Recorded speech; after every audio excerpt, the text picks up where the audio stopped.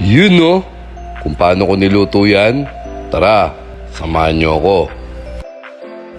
Wash muna natin ng mabuti yung ating Baguio beans at ikat lang natin yan ng medyo manipis.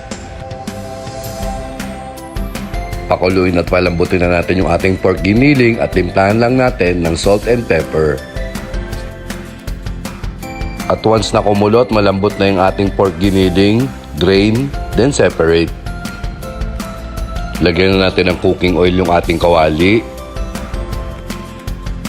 At igisa na natin yung ating onion and garlic. Lagay na natin yung ating pork giniling and mix well. Lagyan na natin ng soy sauce. At syempre, Mamacita's oyster sauce. Mamacita's, baka naman. Lagay na natin yung ating Baguio beans at itos lang natin ito ng mabuti. Lagyan na natin ng water, pakuluin at takpan. Sa pagluluto ng gulay mga ka-food trip, mas masarap kung mapapanatili nating half cook ang mga ito. At para mas maging buong-buo ang lasa ng ating pork giniling, lagyan natin ng Knorr pork cubes. Nor Philippines, baka naman. Lagyan na natin ng black pepper and mix well.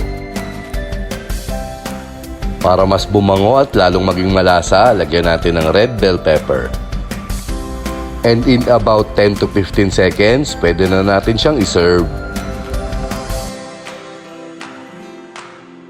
Lagay na natin sa serving plate.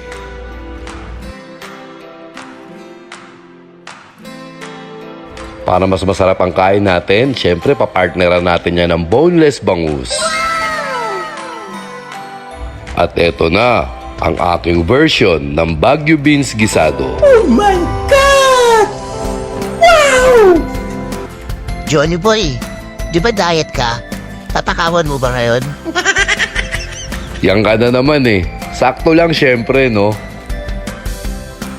Paano mga ka-food trip? Hanggang dito na lang. Have a blessed weekend. Maraming salamat and God bless.